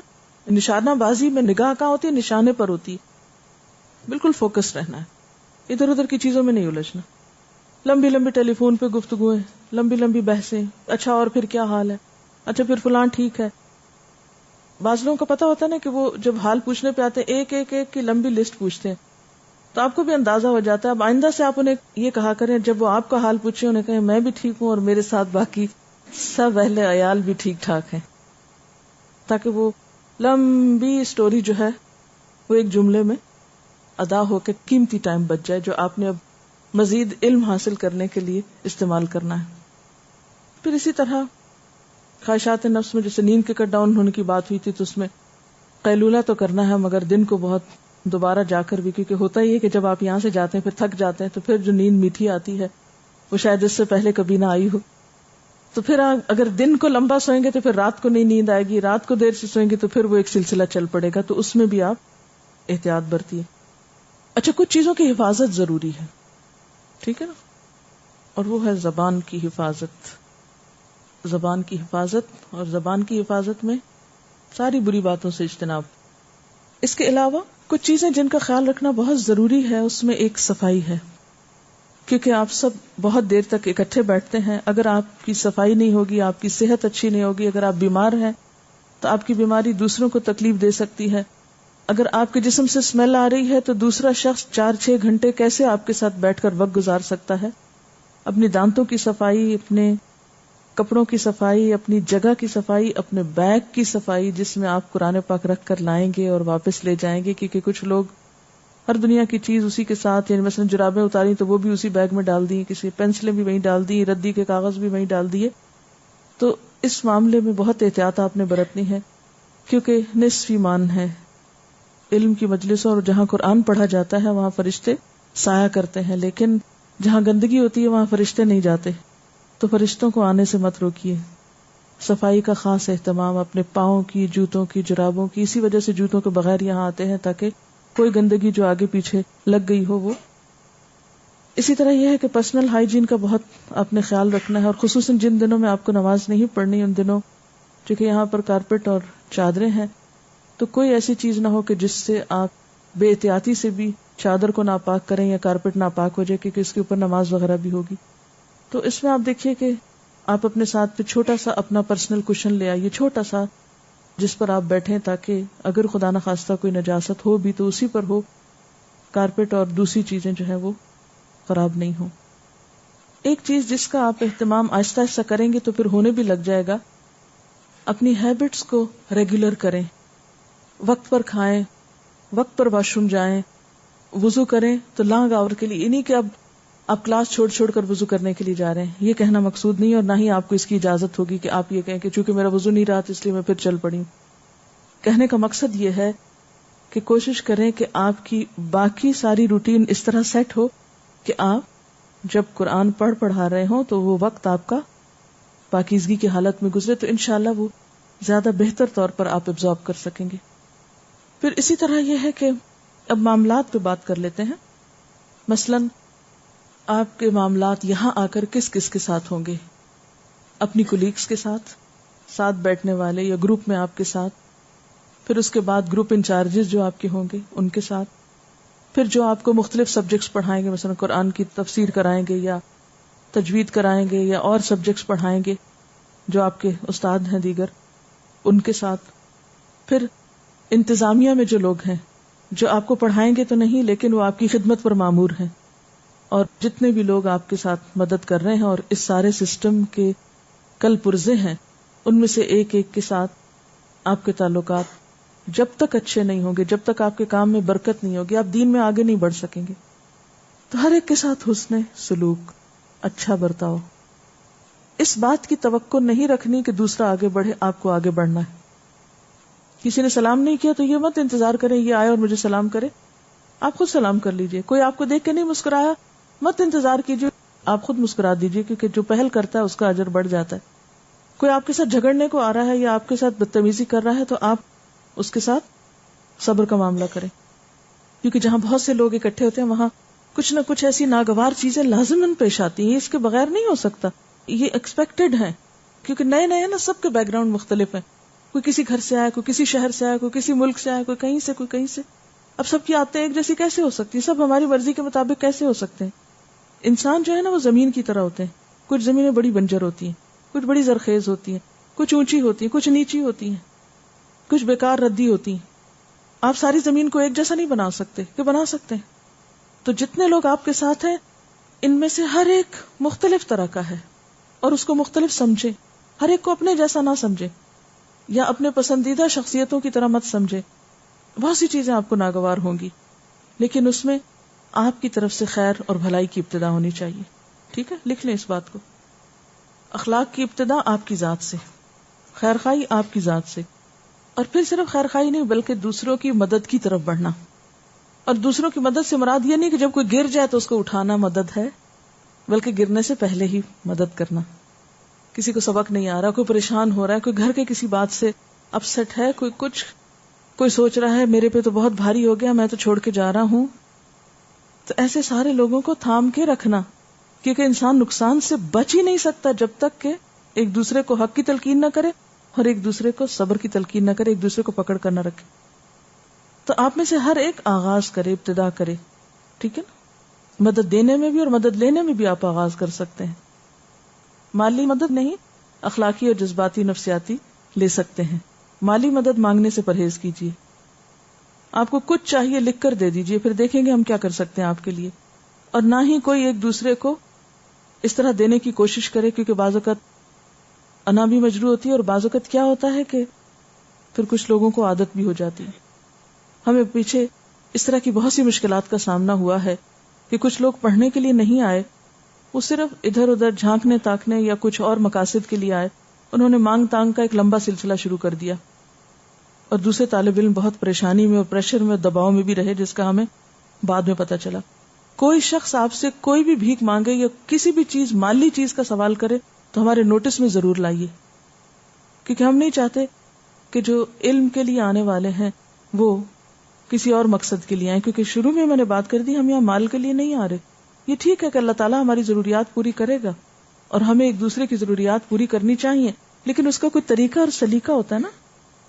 مل جل کر بہتر طریقوں کے ساتھ دوسروں کی مدد، نہ کہ غلط طریقوں سے. ہر چیز کے لیے ایک اچھا، احسن اور افضل طریقہ اختیار کرنا ہے. ایسا نہیں کرنا کہ جس سے دوسرے اپنے مقصد کو بھولنے لگے. ٹھیک ہے نا. پھر اسی طرح علمی مدد ایک دوسرے کی. اچھا، اور انسٹیٹیوٹس میں کیا ہوتا ہے، نوٹس چھپائے جاتے ہیں نا. کوئی نئی بات پتا چلے تو کسی کو بتائی نہیں جاتی. کیوں؟ وہ مجھ سے آگے نہ نکل جائے. یہاں معاملہ الٹ ہے. قرآن آپ جتنا آگے دیں گے، جتنا سکھائیں گے، اللہ کی بات جتنی دوسرے کو بتائیں گے، جتنا ڈسکس کریں گے. ایک تو ہم نے ابھی بتایا کہ علم خرچ کرنے سے مزید بڑھتا ہے. دوسرا یہ کہ آپ کا علم اگر آپ کی ذات تک ہے تو آپ کے ساتھ ہی ختم ہو جائے گا، اور اگر آپ آگے دے چکے ہیں تو آپ کے لیے صدقہ جاریہ ہے، چاہے کوئی اس کو اکنالج کرے یا نہ کرے. تو علم میں بخل نہیں کرنا. ایک دوسرے سے ڈسکشنز، ایک دوسرے کو پوچھنا. اگر آپ کو کوئی چیز خود آ گئی ہے تو آپ دیکھتے ہیں کہ کسی اور کے چہرے پہ پریشانی ہے تو آپ اسے پوچھ سکتے ہیں، میں آپ کی کوئی مدد کر سکتا ہوں. مثلا آپ چھٹی کے بعد گاڑی کے انتظار میں کھڑے ہیں یا مختلف وقفے ہیں یا ساتھ جاتے ہیں، آپ ایک وین میں جاتے ہیں، وٹ ایور. تو اس میں ایک دوسرے کے راستے میں فضول باتیں کرنے کی بجائے آپ ایک دوسرے سے پڑھنے پڑھانے میں مدد کر سکتے ہیں. تو ساتھیوں کی مدد جو ہے وہ بے حد ضروری ہے. اس کے لیے ایک حدیث اگر یاد رکھیں گے تو انشاءاللہ بہت فائدہ ہوگا. نبی صلی اللہ علیہ وسلم نے فرمایا، من کان فی حاجت اخیہ کان اللہ فی حاجتہ. جو اپنے بھائی کی ضرورت پوری کرتا ہے اللہ اس کی ضروریات پوری کرتا ہے. ومن فرج عن مسلم کربۃ من کرب الدنیا فرج اللہ عنہ بہا کربۃ من کرب یوم القیامہ. اور جو شخص کسی مسلمان کی دنیا کی کوئی تکلیف دور کرتا ہے، اللہ تعالیٰ اس کی دنیا اور آخرت کی، ایک روایت میں دنیا اور آخرت کی تکلیفوں کے دور ہونے کی بات ہے، اور دوسری میں اللہ تعالیٰ قیامت کے دن کی تکلیفوں میں سے اس کی کوئی تکلیف کم کر دے گا، اور وہ دن ہوگا جب کوئی کسی کے کام نہیں آئے گا. پھر اسی طرح ہمت بلند رکھے، عزائم بلند، نگاہ بلند. پستیوں کی طرف نہ دیکھے، بلندیوں کی طرف دیکھے. اپنے سے پیچھے والوں کو نہ دیکھے، اپنے سے آگے والوں کو دیکھے. یہ نہ دیکھے اگر مجھے سبق یاد نہیں تو فلاں کو بھی یاد نہیں. یہ دیکھیں کہ فلاں کو یاد ہے، مجھے بھی اپنے سے آگے والے کی طرف دیکھنا ہے. آپ سب ایک راستے کے مسافر ہیں. اگر آپ پیچھے والوں کو دیکھ رہے ہیں تو آپ کا سفر جلدی نہیں طے ہوگا. اگر آگے والوں کو دیکھ رہے ہیں تو کیا ہوگا؟ زیادہ سے زیادہ آپ آگے بڑھتے چلے جائیں گے. تعلقات میں ساتھیوں کی بات کر رہی تھی. ساتھیوں کے بعد استاد کی بات، اور استاد کا احترام. اور احترام صرف استاد ہی کا نہیں، اپنے ساتھیوں کا بھی احترام، ادب، تعظیم، یہ ساری چیزیں ضروری ہیں. ہمارا دین اخلاق کا دین ہے، ادب کا دین ہے، مینرز ہیں. اس میں بد اخلاقی، بدتمیزی انتہائی ناپسندیدہ چیزیں ہیں، اور طالب علموں کو تو ویسے ہی زیب نہیں دیتی. علم کے وقار اور قدر و منزلت کے خلاف ہے. اور یہ احترام کلاس روم کا، کتاب کا، استاد کا، ساتھی کا.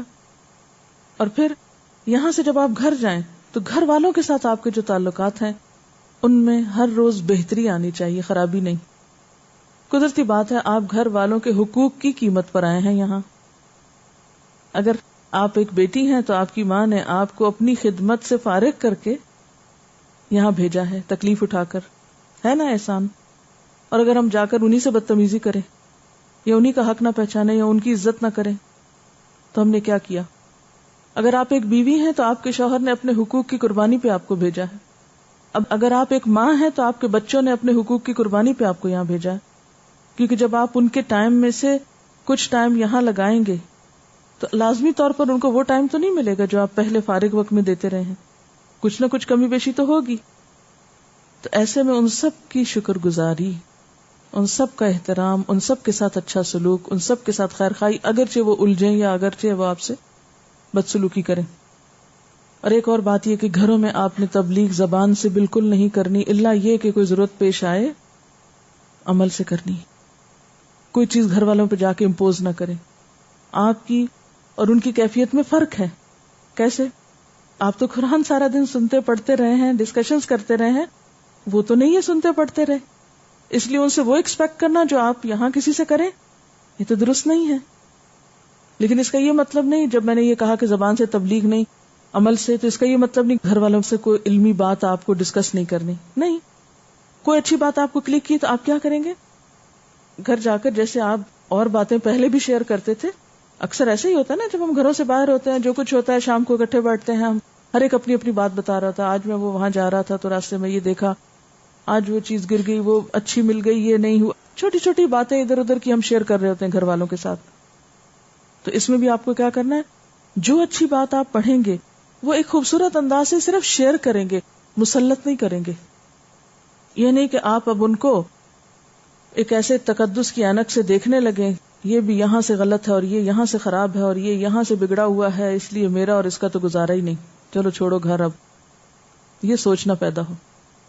یہ تو بہت آسان راستہ ہے جو اگرچہ مشکل ہے، بظاہر آسان نظر آتا ہے. نہیں، ہمیں انہی گھروں میں رہنا ہے، اسی دنیا میں رہنا ہے. نہ رشتہ داریاں کٹ سکتی ہیں، نہ تعلقات ختم ہو سکتے ہیں. فرق تو آئے گا.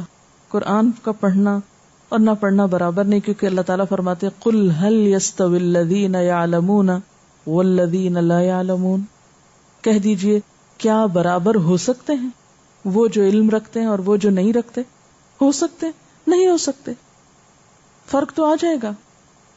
تو اب یہ نہیں کہ اگر اللہ نے آپ کو ایک نعمت دی ہے تو اس نعمت کا استعمال آپ نیگیٹو طریقے سے کریں اور ان کو ستانا شروع کر دیں اور ان کو برا بھلا کہنا شروع کر دیں، یا ان کو لک ڈاؤن کریں، یا ان کو آپ حقیر سمجھیں، ان کو گناہگار سمجھیں اور ان کو مجرم سمجھیں. یہ نہیں، بلکہ خیر خواہی. اس کے لیے میں زیادہ سے زیادہ بھلائی کیا کر سکتی، اس کو کیسے سمجھا. دیکھیے کہ کچھ لوگ ڈائریکٹ سپیچ سے آپ کی بات مان جاتے ہیں، کچھ لوگ ایسے ہیں ان کو پیار سے سمجھانا پڑتا ہے، کچھ کو ڈانٹ سے سمجھانا پڑتا ہے. مختلف طریقے ہوتے ہیں. آپ اپنے گھر والوں کو زیادہ بہتر سمجھ سکتے ہیں کہ ان سے آپ کون سی بات کیسے منوا سکتے ہیں.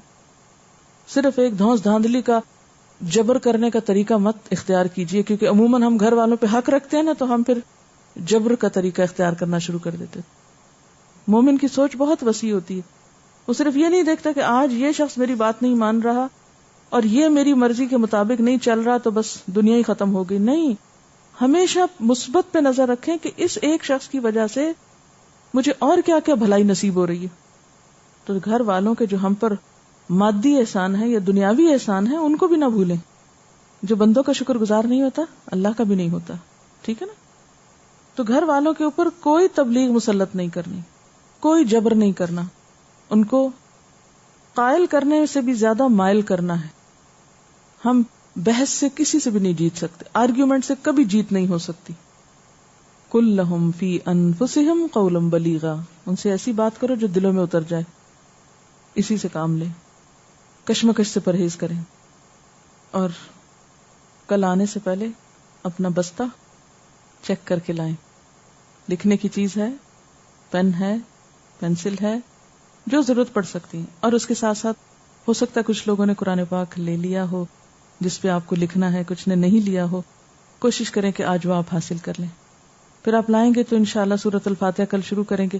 اس سے پھر آپ کو بتائیں گے کہ آپ کیسے لکھیں، اس پر ترجمہ کہاں لکھیں، تفسیر کہاں لکھیں، کیسے کام کریں. اور اگر آپ وہ نہیں لائیں گے، کل کا لیسن مس ہو جائے گا تو پھر کیا ہوگا؟ پرسوں آپ لکھنے بیٹھیں گے وہ ڈبل ہو جائے گا کام. اس لیے کل کا کام چھوڑے نہیں، طریقہ سیکھیں قرآن پاک پر ترجمہ اور تفسیر کیسے لکھنی، تو کل ہونا چاہیے آپ کے پاس. پھر اسی طرح آپ دیکھیے کہ بیچ میں انشاءاللہ بریک ہوا کرے گی اور اس میں آپ کوشش کریں کہ کوئی ڈرائی چیز، مثلا آپ 1 کلو چنے لے کر گھر میں رکھ چھوڑیں کسی ایئر ٹائٹ ڈبے میں، ہر روز تھوڑے سے نکالے کسی چیز میں ڈالے اور ساتھ لے آئے. ٹھیک ہے، کوشش کریں کہ تھوڑی سی ایسی چیز جس سے دوبارہ انرجی آپ کی بحال ہو جائے، کیونکہ گھر میں تو ہر تھوڑی دیر بعد چائے پینے کے عادی ہوتے ہیں ہم، کچھ نہ کچھ لینے کے. تو ظاہر ہے کہ علم کے لیے آپ کو وہ قربان کرنا پڑے گا. گھر میں تو ہم پڑھتے بھی ہیں تو ساتھ ساتھ کھاتے رہتے ہیں، ساتھ پڑھ رہے ہیں ساتھ کھا رہے ہیں، لیکن یہاں کلاس میں تو یہ نہیں ہو سکتا. ٹھیک ہے نا. اسی طرح یہ کہ ناشتہ ضرور کر کے آئیں، کیونکہ عموماً لوگوں کو ناشتہ کرنے کی عادت نہیں ہوتی، پھر ان کا شوگر لیول لو ہونے لگتا ہے، پھر وہ پڑھ نہیں پاتے. ایسا ہے کہ اب آپ کو الہدا کا تھوڑا سا تعارف کروا دیتے ہیں. آپ جہاں پر پڑھنے کے لیے آئے ہیں اس ادارے کا نام اور اس کا تعارف. اس سلسلے میں یہ عرض کرتی چلوں کہ انسان جب بھی کوئی کام کرنا چاہتا ہے تو اس کا ایک طریقہ ہوتا ہے نا. مثلاً آپ چاہتے ہیں آپ کا بچہ پڑھے تو آپ کسی اسکول میں اس کو لے کر جاتے ہیں. اگر آپ کو اسکول کے الف بے نہیں پتا، کوئی آپ سے پوچھے آپ کا بچہ کہاں پڑھتا ہے، وہ اسکول میں پڑھتا ہے، کون سے اسکول میں پڑھتا ہے، وہ نام نہیں آتا مجھے اس کا. تو اسی طرح اگر آپ سے کوئی پوچھے آپ کہاں جاتے ہیں تو آپ کہتے ہیں وہ ایک مدرسے میں جاتی ہوں، کیا نام ہے اس کا وہ نہیں پتا مجھے، وہاں کیا پڑھاتے ہیں مجھے یہ بھی نہیں پتا. تو یہ تعارف جو ہے یہ بے حد ضروری ہے. سب سے پہلے تو ہے کہ الہدا لفظ جو ہے یہ کیوں اختیار کیا گیا، اس کی تھوڑی سی ریزن آپ کو بتا دے. الہدا کا لفظ جو ہے یہ ہے دال یہ سے ہے، ہدن ہدایت. اور چونکہ اس ادارے کا بنیادی مقصد قرآن کی تعلیم دینا ہے، قرآن کی روشنی میں لوگوں کی رہنمائی کرنا ہے، اور قرآن کے آنے کا جو بنیادی مقصد ہے دنیا میں وہ کیا ہے، ذالک الکتاب لا ریب فیہ ھدی للمتقین. یہ کتاب جس میں کوئی شک نہیں، متقی لوگوں کو ہدایت دینے کے لیے آئی ہے. تو اس کو ذہن میں رکھتے ہوئے اس کا نام الہدا رکھا گیا ہے، جس کا معنی ہے دا گائیڈنس یا ہدایت. تو اس کا اصل موٹو کیا ہے کہ ان ھدی اللہ ھو الہدا، اور یہ ہدایت کسی انسان کی نہیں، میری نہیں، کسی اور کی نہیں، بلکہ اللہ کی ہدایت وہی اصل ہدایت ہے. یعنی ہدایت یا رہنمائی کے بہت سے سورسز ہوتے ہیں دنیا میں، آپ کو مختلف چیزوں کے لیے رہنمائی چاہیے ہوتی ہے، لیکن انسان کو اس دنیا میں اچھی زندگی گزارنے کے لیے اللہ تعالیٰ کی طرف سے آئی ہوئی رہنمائی کی ضرورت ہے. تو یہ ہے بیسک تھیم اس ادارے کی، اللہ اور اس کے رسول صلی اللہ علیہ وسلم کے طریقے کے مطابق زندگی بسر کرنے کی خواہش، اور پھر انہی علوم پر فوکس. نام اس کا صرف الہدا نہیں، الہدا انٹرنیشنل ہے. یعنی یہ ہدایت صرف کسی ایک شہر، کسی ایک خاص علاقے یا کسی ایک خاص ملک تک نہیں، بلکہ جیسے شروع میں نے عرض کیا کہ میں قرآن کیوں سیکھوں، تاکہ میں اپنے آپ سے لے کر پوری دنیا کو فائدہ پہنچا سکوں جہاں جہاں بھی جاؤں. تو یہ ایک بنیادی مقصد ہے کہ قرآن کے نور کو، قرآن کی روشنی کو، قرآن کی لائٹ کو کہاں تک پہنچایا جائے، دنیا کے ہر گوشے تک. یہ مقصد ہے. یہ الگ بات ہے کہ ہم اس مقصد میں کس طرح اور کیسے کامیاب ہوتے ہیں، اور اگر 1000 میل کا بھی فاصلہ آپ کو طے کرنا ہو تو آغاز ایک قدم سے ہی ہوتا ہے، اور قدم قدم آپ اپنی منزل کی طرف جاتے ہیں. یہ ادارہ کوئی سیاسی ادارہ نہیں ہے، کوئی پولیٹیکل پارٹی نہیں ہے، کوئی وقتی یا ہنگامی یا کوئی مذہبی یا لسانی یا کسی اور محدود مقصد کے لیے نہیں بنایا گیا. اس کا بنیادی مقصد کیا ہے؟ لوگوں کو اللہ سے جوڑنا. اور یہ ہر انسان کا، خواہ وہ مسلمان ہے یا نان مسلم، اس کا حق ہے کہ وہ اپنے خالق کو پہچانے اور اس دنیا میں جب وہ آیا ہے تو اس کو راضی کر کے ہی واپس جائے.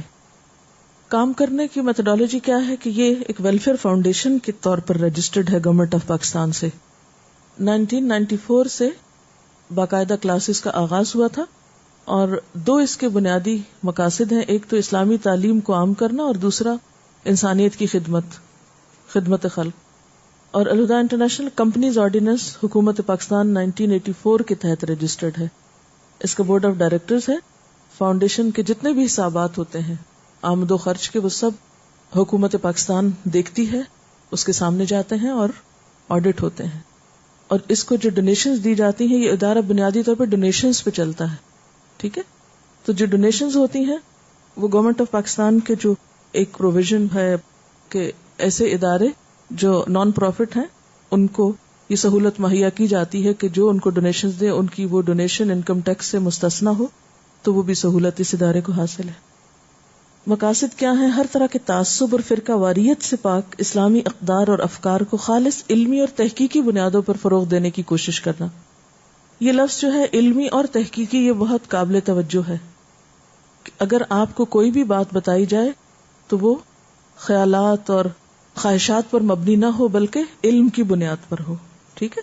اور دوسری بات یہ ہے کہ ریسرچ بیسڈ ہے، یعنی سنی سنائی کہانیاں اور باتیں جن کی کوئی حقیقت نہیں، اصلیت نہیں، ان پر توجہ نہیں دی جائے گی. جو چیز بھی لی جائے گی، قبول کی جائے گی، وہ علم کی بنیاد پر تحقیق کے ساتھ اور اتھینٹک بات لی جائے گی. پھر دوسرا مقصد کیا ہے کہ معاشرے کے جو پسماندہ طبقات ہیں، نادار، مستحق، ضرورت مند یا آفت زدہ لوگ، ان کی فلاح و بہبود کے لیے منصوبے بنانا اور ان پر عمل کرنا. ان مقاصد کی تکمیل کے لیے فاؤنڈیشن کے تحت 3 شعبے ہیں. ایک تعلیم کا ہے، دوسرا نشر و اشاعت کا ہے، تیسرا خدمت خلق کا ہے، یعنی ایجوکیشن، ماس کمیونیکیشن اور سوشل ویلفیئر. یہ 3 پروجیکٹس ہیں اس NGO کے یا اس تنظیم کے. تعلیم کا شعبہ جو ہے وہ اس آیت پر بیسڈ ہے، وَمَا كَانَ الْمُؤْمِنُونَ لِيَنْفِرُوا كَافَّةً فَلَوْلَا نَفَرَ مِنْ كُلِّ فِرْقَةٍ مِّنْهُمْ طَائِفَةٌ لِيَتَفَقَّهُوا فِي الدِّينِ وَلِيُنذِرُوا قَوْمَهُمْ إِذَا رَجَعُوا إِلَيْهِمْ لَعَلَّهُمْ يَحْذَرُونَ. اور یہ کچھ ضروری نہ تھا کہ اہل ایمان سارے کے سارے ہی نکل کھڑے ہوتے، یعنی سب کو ایک ہی کام نہیں کرنا، بلکہ ایسا کیوں نہ ہوا کہ ان کی آبادی کے ہر حصے میں سے کچھ لوگ نکل کر آتے جو دین کی سمجھ پیدا کرتے اور واپس جا کر اپنے علاقے کے باشندوں کو خبردار کرتے، کیونکہ دین کا علم تو ہر ایک پر لازم ہے. اب سب یہاں نہیں آ سکتے، سب کسی ایک جگہ اکٹھے نہیں ہو سکتے، لیکن ایسی جگہ یا ایسے ادارے ہونے چاہیے جہاں ہر ایریے سے، مثلا نارتھ ناظم آباد سے، گلشن سے، گارڈن سے، مختلف جگہوں سے لوگ آئیں، سیکھیں اور واپس جا کر کیا کریں، اپنے علاقوں میں دوسروں کو بھی اس روشنی سے منور کریں، جس کا آغاز وہ کہاں سے کریں گے؟ اپنے گھر سے کریں گے. اس کی ایکٹیویٹیز ہیں کچھ مختصر سی: ایجوکیشن اینڈ ٹریننگ، تعلیم اور تربیت، ماس کمیونیکیشن اور خدمت خلق، سوشل ویلفیئر. پہلا شعبہ، اس میں سب سے پہلے institute of Islamic education for women قائم کیا گیا ہے، جس میں pre diploma, diploma, post diploma, certificate اور مختلف کورسز کرائے جاتے ہیں. یہ سارے کراچی میں اویلیبل نہیں ہیں، لیکن اسلام آباد میں اور دوسری جگہوں پر دیگر کورسز بھی ہیں. اس کورس کو ڈیزائن کس طرح کیا گیا ہے؟ یہ قرآن پاک کی اس آیت کو سامنے رکھ کے کیا گیا ہے. جو کچھ آپ کو پڑھایا جائے گا اس کی بنیاد کیا ہے؟ یہ آیت، لَقَدْ مَنَّ اللَّهُ عَلَى الْمُؤْمِنِينَ إِذْ بَعَثَ فِيهِمْ رَسُولًا مِّنْ أَنفُسِهِمْ يَتْلُو عَلَيْهِمْ آيَاتِهِ وَيُزَكِّيهِمْ وَيُعَلِّمُهُمُ الْكِتَابَ وَالْحِكْمَةَ وَإِنْ كَانُوا مِنْ قَبْلُ لَفِي ضَلَالٍ مُبِينٍ. در حقیقت اہل ایمان پر تو اللہ نے یہ بہت بڑا احسان کیا ہے کہ ان کے درمیان خود انہی میں سے ایک ایسا پیغمبر اٹھایا جو اس کی آیات انہیں سناتا ہے، ان کی زندگیوں کو سنوارتا ہے، ان کو کتاب اور دانائی کی تعلیم دیتا ہے، حالانکہ اس سے پہلے وہ لوگ سری گمراہیوں میں پڑے ہوئے تھے. یہ آپ کا سلیبس ہے، اس میں 4 اہم چیزیں ہیں. نمبر 1 تلاوت قرآن، یتلو علیہم آیاتہ، اس میں تجوید ہے، ناظرہ ہے اور کچھ صورتوں کا حفظ کرنا ہے. دوسرا یعلمہم الکتاب ہے، جس میں ترجمہ قرآن ہے، تفسیر ہے، عربی لکھنے کا طریقہ اور علوم القرآن، گرامر، عقیدہ، یعنی کچھ تو ڈائریکٹ اس سے متعلق ہے، کچھ اس کو سیکھنے میں مددگار ہے، تعلیم کتاب. اور پھر یہ ہے کہ قرآن پاک میں جو دیگر مذاہب کا ذکر ہے، جیسے یہودیت ہے، عیسائیت ہے یا مشرکین کا ذکر ہے، تو ان پر بیسڈ دیگر ادیان کی بھی اسٹڈی ہے. اور پھر قرآن کو آگے پہنچانے کے طریقے میں دعوت و تبلیغ کا ایک سبجیکٹ. حکمت میں حدیث، علوم الحدیث، سیرت نبی صلی اللہ علیہ وسلم، مسلم ہیروز جس میں صحابہ اور تابعین کے حالات ہیں، فقہ اور اصول الفقہ. یزکیہم میں دعائیں بھی ہیں، یعنی دعاؤں کو یاد کر کے انسان اللہ کی مدد حاصل کرے، اور اس کے علاوہ تربیہ کے مختلف ٹاپکس، یعنی پرسنالٹی گرومنگ ہے بیسیکلی اس میں. گویا ہمارا منہج یا میتھڈ کیا ہوگا؟ نبی صلی اللہ علیہ وسلم کا طریقہ جو انہوں نے لوگوں کو ایجوکیٹ کرنے کے لیے استعمال کیا، اور وہ کیا تھا؟ تلاوت آیات، تعلیم کتاب، تعلیم حکمت اور تزکیہ یعنی تربیت. ٹھیک ہے، تو یہ 4 بیسک کمپوننٹس یا آپ یوں کہیے کہ اجزاء ہیں آپ کی تعلیم کے. نمبر 1 قرآن کی آیات صحیح پڑھنی آتی ہوں. نمبر 2 اس کا ترجمہ اور تفسیر اور اس کے اندر غور و فکر. نمبر 3 حکمت، جس سے مراد نبی صلی اللہ علیہ وسلم کے اقوال، افعال اور ان کی سیرت اور ان کا عمل ہے. اور نمبر 4 تربیت اور تزکیہ، یعنی صرف علم نہ ہو بلکہ اس علم کی جھلک اخلاق اور معاملات میں بھی نظر آئے. یہ جو انسٹیٹیوٹ بنائے گئے اس وقت بیسیکلی اسلام آباد، لاہور اور کراچی میں ہے. اسلام آباد میں اس وقت الہدا کا اپنا کیمپس ہے. اب انسٹیٹیوٹ آف اسلامک ایجوکیشن جو اس کے دو حصے ہیں، ایک ایکیڈیمکس ہے اور ایک ایڈمنسٹریشن ہے. ایکیڈیمکس میں سب سے اہم ڈپلوما کورس ہے، اور ڈپلوما کورسز 4 طرح کے ہیں. ایک تعلیم الاسلام ہے، تعلیم القرآن ہے جو اسلام آباد میں ہوتا ہے، اگست سے اگست تک، یہ ینگ گرلز کے لیے ہوتا ہے. تیسرا علم الکتاب ہے جو شام کو ہوتا ہے. نور القرآن ہے جو گھریلو خواتین کے لیے ہے، یہ 2 سال کا کورس ہے جس میں ہفتے میں صرف 4 دن پڑھائی ہوتی ہے. ایکیڈیمکس میں 3 چیزیں اہم ہیں. اس میں ایک تو کلاس مینجمنٹ ہے، پھر سبجیکٹ ٹیچنگ ہے، پھر گروپ مینجمنٹ ہے. یعنی آپ کچھ چیزیں کلاس کے اندر پڑھیں گے، کچھ گروپس میں پڑھیں گے، یعنی گروپس میں سیکھیں گے، اور قرآن کے علاوہ سبجیکٹ ٹیچنگ بھی اس کا ایک حصہ ہے. ماس کمیونیکیشن ایک الگ باقاعدہ شعبہ ہے جس میں یہیں کے لوگ پڑھنے کے بعد اور پڑھنے کے ساتھ ساتھ، یعنی دونوں طرح کے لوگ ہوتے ہیں. کچھ اسٹوڈینٹس پڑھنے کے ساتھ ساتھ ہیلپ کرتے ہیں جن کے پاس کوئی اسکل یا کوئی آئیڈیاز ہوتے ہیں، اور کچھ جو پڑھ کے جا چکے ہیں وہ باقی اسٹوڈینٹس کے لیے ایسی پریزنٹیشنز تیار کرتے ہیں. آڈیو لائبریری بھی موجود ہے جس میں مختلف طرح کی لیکچرز سننے کے لیے اور گھر والوں کو سنوانے کے لیے ایشو ہوتے ہیں. ٹھیک ہے، یعنی کوئی چیز آپ نے پڑھی سنی پھر آپ کو اچھی لگی، آپ چاہتے ہیں تو خرید بھی سکتے ہیں، اور جو خرید نہیں سکے تو وہ ایشو کروا کر کیسٹس گھر لے جا کر دوسروں کو سننے کے لیے بھی دے سکتے ہیں. اور کچھ اگر کسی کا مجبوری کسی کے تحت لیکچر رہ جائے تو اس کو پورا کرنے کے لیے بھی. پھر اسی طرح سافٹ بورڈ کا استعمال فریکوینٹلی ہوتا ہے تاکہ جو کچھ کلاس میں پڑھا گیا اس کی ری انفورسمنٹ ہو سکے. اسی طرح قرآن پاک کی کلاس میں جو ڈسکشنز ہوتی ہیں ان کو بھی لکھ کر اچھے طریقے سے بورڈ پر لگا دیا جاتا ہے، کیونکہ کچھ لوگ سب چیزیں اچھی طرح خود نہیں لکھ سکتے. جیسے آج آپ سے لکھوائی گئی ہیں، ہو سکتا ہے کچھ چیزیں چھوٹ بھی گئی ہوں. اس میں اسٹوڈینٹس بھی والنٹیئر کرتے ہیں اور باقاعدہ لوگ بھی ہیں جو ان چیزوں کو اچھی طرح لکھ کر لگاتے ہیں. اور ان سب چیزوں کے پیچھے حکمت وہی ہے کہ خیر الناس من ینفع الناس. پھر جیسے حدیث میں کتاب العلم پڑھائی جاتی ہے، اور اس کی جو کتاب ہے اس میں سے چند حدیثیں لکھ کر اور آیات بورڈ پر بھی لگائی گئی. پھر گروپ کلاس کا ایک بہت ہی اہم حصہ ہے. گروپس بیسیکلی کلاس میں پڑھی جانے والی چیزوں کی ری انفورسمنٹ ہے. وہاں آپ کی اٹینڈنس بھی ہوتی ہے، وہاں آپ کا سبق بھی سنا جاتا ہے، وہاں آپ کے ساتھ ڈسکشنز بھی ہوتی ہیں. اور گروپ لیڈرز کا یا گروپ انچارجز کا ایک بہت اہم رول ہوتا ہے آپ کو ایک طرح سے پرسنل یا آپ کو 1-to-1 بیس پر بھی توجہ دینا، تاکہ آپ کی مشکلات اور آپ کے لیول کو جان کر آپ کو پڑھنے کے طریقے وغیرہ سجیسٹ کیے جائیں. اسیسمنٹس جو ہیں یہ یا امتحان جو ہے یہ بے حد ضروری ہے، اس کورس کا ایک بہت اہم حصہ ہے. کیونکہ ہم سب جانتے ہیں کہ جب تک کسی چیز کے بارے میں پوچھا نہ جائے، امتحان لیا نہ جائے، اس وقت تک ہم سنجیدگی سے پڑھتے نہیں ہیں. کچھ لوگوں کو محبت پڑھا دیتی ہے اور کچھ لوگ خوف سے پڑھتے ہیں. اور افسوس یہ کہ ہماری اکثریت خوف کی نفسیات کے تحت زیادہ بہتر کام کرتی ہے بنسبت محبت یا پیار کے. تو اس لیے پھر چاہے ناپسندیدہ امر ہے لیکن امتحان تو دینا ہی ہے. پھر کچھ کورسز تو جیسے اس پریمیسز کے اندر ہیں، لیکن کچھ کورسز مختلف علاقوں میں بھی شروع کیے گئے ہیں جن کی یہاں سے سپرویژن ہوگی.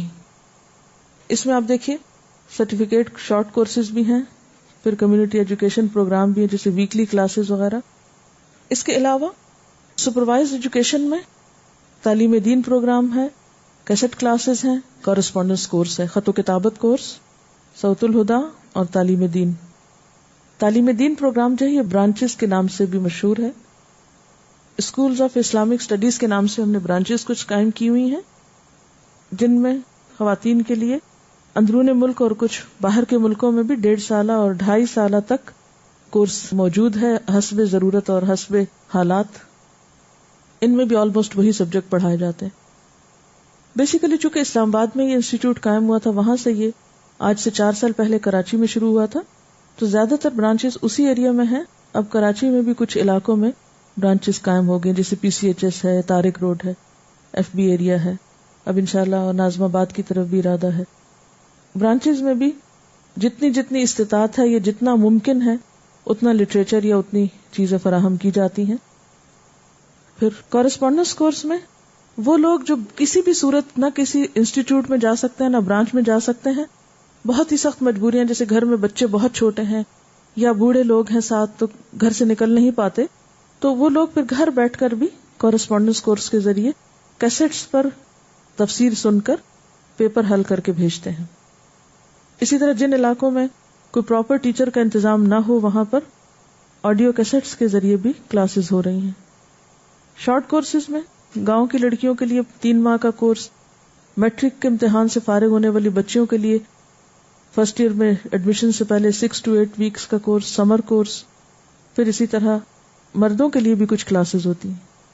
پھر کمیونٹی ایجوکیشن بھی ہے، اس میں ہفتہ وار پروگرام ہے، ویکلی کلاسز ہیں، اردو میں، انگلش میں. بچوں کے پروگرام ہیں کلرز آف اسلام کے نام سے، ریئلٹی ٹچ انگلش میں ویکلی کلاس تھی، کلرز آف اسلام بچوں کی کلاس. پھر اسلامی مہینوں میں اسپیشل لیکچرز بھی ہوتے ہیں. رمضان میں دورہ قرآن ہوتا ہے، حج اور عمرے کے لیے خصوصی تربیتی پروگرام. پھر عیدوں کے موقع پر سنت رسول صلی اللہ علیہ وسلم کے مطابق عید کے لیے رہنمائی، مختلف لیفلیٹس اور اس طرح کی چیزیں بھی اویلیبل کی جاتی ہیں.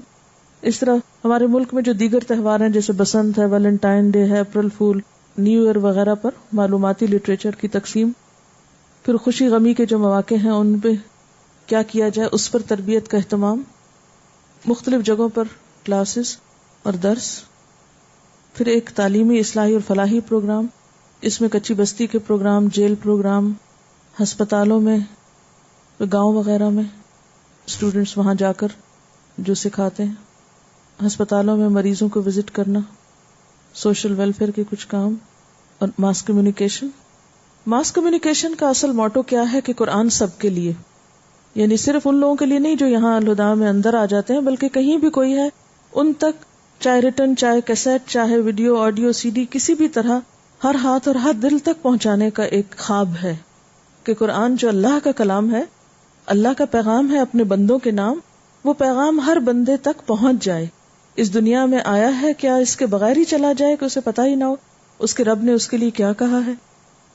اس کے لیے کچھ شعبے ہیں، جیسے آڈیو ویژن کا شعبہ ہے، اس میں مختلف تفسیر، قرات، دعاؤں اور لیکچرز وغیرہ کی آڈیو کیسٹس اور CDs کی تیاری بھی ہوتی ہے اور ان کو پرنٹ بھی کرایا جاتا ہے. ملٹی میڈیا پریزنٹیشنز کے ذریعے، کارڈز اور بکس اور کیسٹس کی تیاری کے ذریعے، سٹالز لگا کر مختلف جگہوں پر کیسٹس وغیرہ اویلیبل کرنا. الہدیٰ کی ایک ویب سائٹ بھی ہے جس میں فری ڈاؤن لوڈ کرنے کی لیکچرز کی سہولت بھی موجود ہے. تیسرا حصہ خدمت خلق ہے. خدمت خلق میں شادی پروگرام ہے جس میں میرج بیورو ہے ایک، اس کے تحت رشتوں کے لیے بھی کوشش کی جاتی ہے اور الحمدللہ ابھی تک کافی لوگوں کا اس میں اللہ تعالیٰ نے سلسلہ بنایا ہے. پھر اسی طرح شادی باکس کی تیاری کہ ضرورت مند لوگوں کی شادی کے لیے کپڑے اور مختلف چیزوں کی تیاری. پھر اسی طرح غریب عورتوں کو مختلف علاقوں میں جیسے گھریلو مہارتیں جیسے سموسے بنا کر بیچیں یا اسی طرح اور چھوٹے چھوٹے ہنر سیکھ کر پھر اپنی کمائی کا ذریعہ بنائیں. پھر ٹھیلے اور سلائی مشینیں وغیرہ بھی فراہم کی گئیں تاکہ لوگ خود کام کریں، بجائے اس کے کہ صرف چند سو روپے لوگوں میں تقسیم کر دیے جائیں زکوٰۃ کے، ان کو کام پر لگایا جائے. پھر اسی طرح یتیموں اور بہت ہی مستحق لوگوں کے جو ماہانہ وظائف ہیں وہ بھی الحمدللہ موجود ہیں، کیونکہ لوگ جب قرآن پڑھتے ہیں تو پھر وہ قرآن ہی کی تعلیمات پر عمل کرنے کے لیے دوسرے ضرورت مند لوگوں کی مدد کرنا چاہتے ہیں، تو اس کا انتظام ایک طرح سے کیا گیا ہے. مری میں پچھلے سال رمضان کے موقع پر فوڈ ڈسٹریبیوشن ہوئی، کیونکہ وہاں پر برف باری بعض اوقات ہو جاتی ہے، بہت سخت سردی ہوتی ہے، تو ریسٹورینٹس یا دکانیں وغیرہ بند ہو جاتی ہیں، لوگوں کو کھانے کے لیے عموماً نہیں ملتا. تو وہاں کے جو اسٹوڈنٹس تھے انہوں نے اپنے گھروں سے راشن اور مختلف چیزیں لا کر خود کوک کر کے، خود پیکنگ کر کے، جو بھی مزدور اور غریب اور نادار لوگ تھے جو اپنے لیے غذا کا بندوبست نہیں کرتے تھے، تو ڈیلی ان کو فوڈ پہنچائی جاتی تھی. فوڈ اور کلوتھ ڈسٹریبیوشن سال بھر ہوتی رہتی ہے، گاؤں وغیرہ میں بھی، جیل میں بھی، اور بھی. کنواں کھدوانا یا پانی کا انتظام کرنا بہت بڑی نیکی ہے. تو جہاں کہیں بارشیں نہیں ہوتی یا پانی کا حصول مشکل ہوتا ہے تو الحمدللہ کافی علاقوں میں اب تک کنویں کھدوائے جا چکے ہیں، اور مسلسل جہاں پتہ چلتا ہے ضرورت ہے وہاں تحقیق کروا کے پھر مزید بھی کوشش کی جاتی ہے. لیکن یہ سب کچھ بہت تھوڑا ہے. ابھی ہم سب کو قرآن کی روشنی ہزاروں زندگیوں تک لے کر جانی ہے انشاءاللہ. مایوس زندگیوں میں علم و ہدایت کی روشنی پہنچانی ہے. اس کے لیے ہم سب اپنے علم، وقت، سرمائے، مشورے اور اپنی صلاحیتوں کے ساتھ اس کام میں آگے بڑھ سکتے ہیں، ایک دوسرے سے تعاون کر سکتے ہیں۔ ربنا تقبل منا انک انت السمیع العلیم وتب علینا انک انت التواب الرحیم، یہ وہ دعا ہے جو ابراہیم اور اسماعیل علیہ السلام نے خانہ کعبہ کی تعمیر کے بعد مانگی تھی کہ اللہ کا کام کرنے کے بعد فکر اس بات کی ہونی چاہیے کہ وہ قبول بھی ہو جائے۔ وآخر دعوانا ان الحمد للہ رب العالمین۔ اللہ اکبر اللہ اکبر لا الہ الا اللہ واللہ اکبر اللہ اکبر وللہ الحمد۔ اللہ اکبر اللہ اکبر لا الہ الا اللہ واللہ اکبر اللہ اکبر وللہ الحمد۔ اللہ اکبر اللہ اکبر لا الہ الا اللہ واللہ اکبر اللہ اکبر وللہ الحمد۔